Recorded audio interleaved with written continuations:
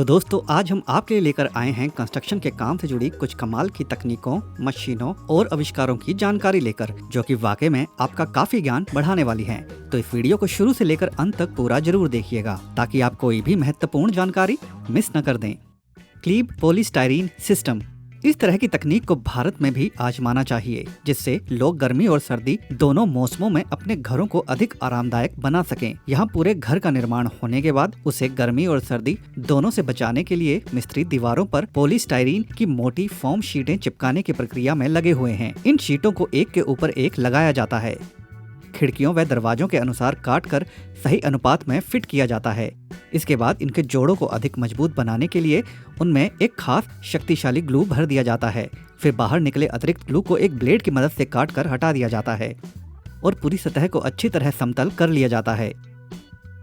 इसके पश्चात खिड़कियों और दरवाजों के कोनों को अधिक मजबूत बनाने के लिए वहां सीमेंट के साथ जाली का प्रयोग किया जाता है। तो वहीं बाहरी कोनों पर भी जाली और पतली धातु की पट्टी वाले फ्रेम लगाकर उन्हें प्लास्टर की मदद से अच्छी तरह सुरक्षित कर दिया जाता है।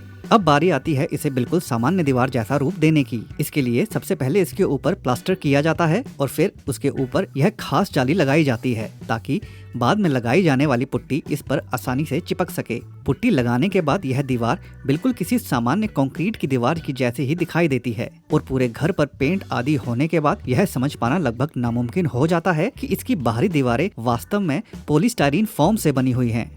मोटार मास्टर VSC 500, यहाँ यह मजदूर काम में लगे हुए हैं और उन्हें इस रेत को बिल्डिंग की सबसे ऊपरी मंजिल तक पहुँचाना है। यूँ तो अगर यह काम तसलों में रेत को ढोकर किया जाए तो इससे न केवल बहुत अधिक समय लगेगा बल्कि मजदूरों को काफी अधिक शारीरिक परिश्रम भी करना पड़ेगा। इसी समस्या का समाधान करने के लिए वे इस तरह की आधुनिक मशीन का इस्तेमाल करते हैं, जिसके अंदर उन्हें केवल रेत को उठाकर मशीन के मुहाने में भरना होता है। इसके बाद मशीन में लगी पाइप सक्शन तकनीक के माध्यम से उस रेत को खींचकर सीधे उस मंजिल तक पहुंचा देती है जहां उसका उपयोग होना होता है। यह मशीन इतनी कारगर है कि केवल कुछ ही मिनटों में पूरे ट्रक भर रेत को किसी भी जगह, किसी भी मंजिल, यहां तक कि ऊंचाई पर स्थित स्थानों तक बड़ी आसानी से पहुंचा सकती है।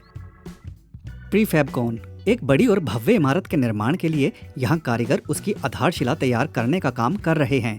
लेकिन खास बात यह है कि वे इन पिलर को निर्माण स्थल पर नहीं बना रहे हैं बल्कि पहले से ही फैक्ट्री में तैयार किए गए इन प्रीकास्ट पिलर को इमारत की नींव में पहले से निर्धारित स्थानों पर स्थापित कर रहे हैं।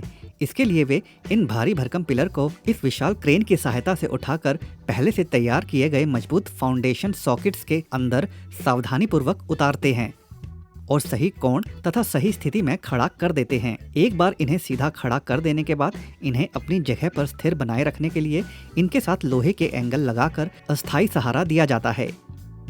इसके बाद इनके निचले हिस्से में कंक्रीट भर दिया जाता है, जिससे यह पूरी तरह स्थायी रूप से अपनी जगह पर मजबूती से लॉक हो जाते हैं और पूरी इमारत को एक मजबूत आधार प्रदान करते हैं। यही कारण है इस तकनीक की मदद से बड़ी बड़ी इमारतों का निर्माण कम मेहनत और बेहद गुणवत्ता के साथ संभव हो पा रहा है।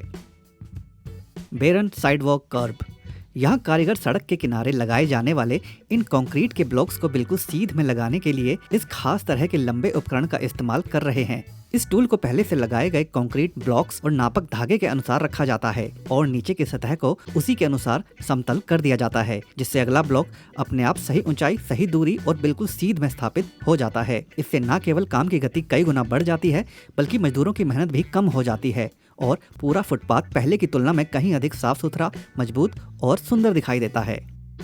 एक्वास्केप पॉन्ड्स, यहाँ पर यह लोग एक ऐसी चीज लगाने वाले हैं जिसे देखने के बाद आपके मुंह से भी वाह निकल सकता है। यहाँ इस प्लास्टिक के टैंक को लगाने के लिए सबसे पहले एक गड्ढा खोदा जाता है। इसके बाद निचली सतह को अच्छी तरह दबाकर पूरी तरह समतल कर दिया जाता है। फिर इस टैंक को सावधानी से उस जगह पर रख दिया जाता है और इसे मजबूती से फिक्स कर दिया जाता है। इसके बाद इसके ऊपर फाइबर से बना यह सुराही नुमा घड़ा रख दिया जाता है और फिर उसके अंदर एक छोटी पानी की मोटर लगाई जाती है। नीचे से पानी की पाइप का कनेक्शन इस टैंक से कर दिया जाता है ताकि मोटर लगातार पानी ऊपर पहुंचा सके। सभी कनेक्शन पूरे होने के बाद ऊपर से इसे ढक दिया जाता है और इसके चारों ओर बड़े बड़े पत्थर सजा दिए जाते हैं और आखिर में हमें एक बेहतरीन फव्वारा देखने को मिलता है जो वाकई में अपनी खूबसूरती से किसी को भी मंत्रमुग्ध कर सकता है। बहुत ही आसानी से लगाए जाने वाला यह फव्वारा इस सुराही को बिल्कुल प्राकृतिक और असली रूप देता है।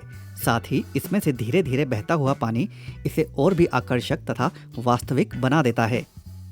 गारंटिया rain water collector. Water harvesting को आप घर बनाने के बाद भी बड़ी आसानी से अपने घर में स्थापित कर सकते हैं। यहाँ पर इस शख्स ने एक बिल्कुल ही विचित्र सा दिखने वाला पानी का टैंक, जो मानो किसी दीवार की भांति दिखाई देता है, उसे छत से आने वाले पानी के पाइप के पास रख दिया है। इसके बाद वह उस पाइप को एक निश्चित जगह से काट कर अलग कर देता है। फिर कंपनी द्वारा दिया गया यह खास फिल्टर उस पाइप में बड़ी ही आसानी से फिट कर दिया जाता है। पानी आसानी से इस विचित्र से दिखने वाले टैंक तक पहुंच सके तो उसके लिए इसके किनारे पर एक गोल छेद बनाया जाता है, उसे अच्छी तरह सील कर दिया जाता है और एक लचीली पानी की पाइप के माध्यम से उसे फिल्टर के साथ जोड़ दिया जाता है। अब जब भी बरसात का पानी छत से बहकर उस पाइप में आता है, वह फिल्टर से होकर गुजरता है। इससे पानी में मौजूद कचरा और गंदगी अलग हो जाती है और साफ पानी टैंक के अंदर भरने लगता है। और जब यह टैंक पूरी तरह भर जाए तो आप फिल्टर में लगे नॉब को घुमाकर पानी के प्रवाह को रोक सकते हैं। यही नहीं, आप समय समय पर इस फिल्टर में लगी जाली को भी बड़ी आसानी से निकाल कर साफ कर सकते हैं और फिर दोबारा लगाकर उसका उपयोग कर सकते हैं।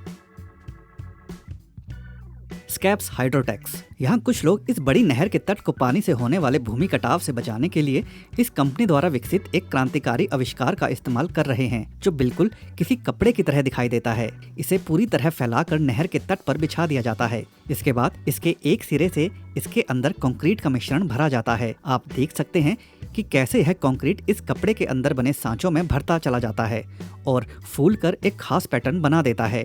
इस प्रकार जब इस कपड़े के अंदर कंक्रीट भर दिया जाता है तो नहर का पूरा तट भूमि कटाव से सुरक्षित हो जाता है।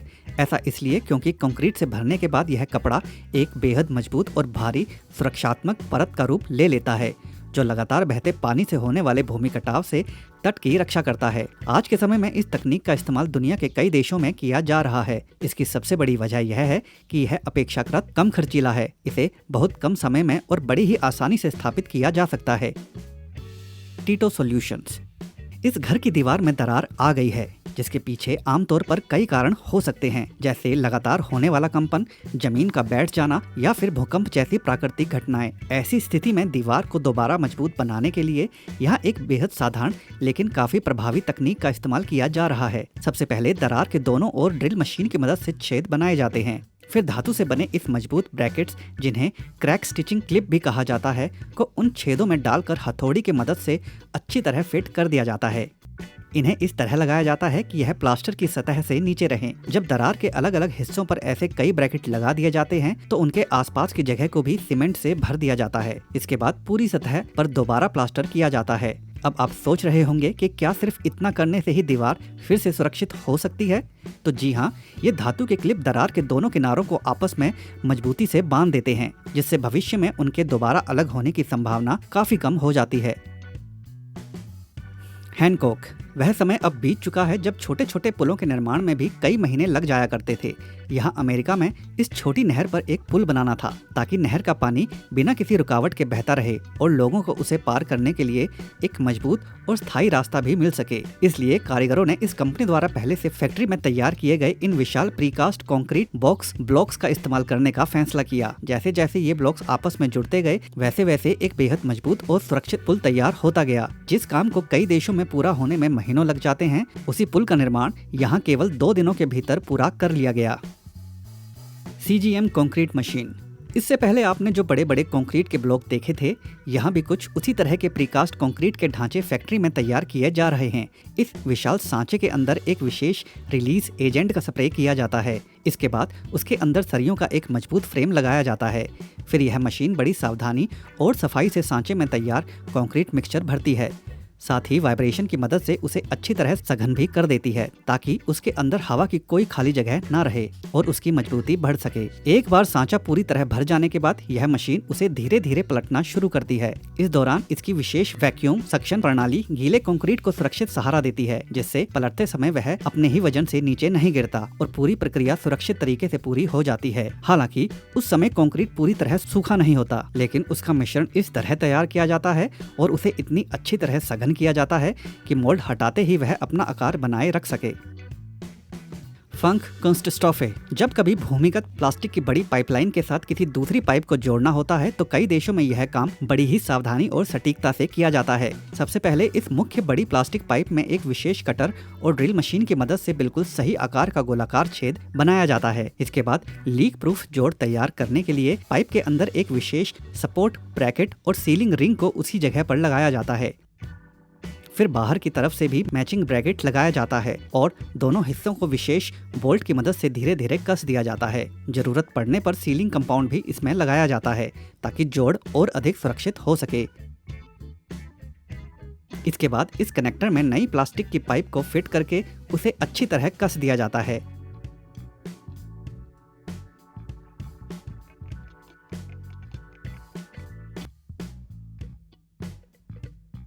अब यह नई पाइप मुख्य पाइपलाइन के साथ मजबूती से जुड़ जाती है और कई वर्षों तक बिना किसी लीकेज के अपना काम करती रहती है।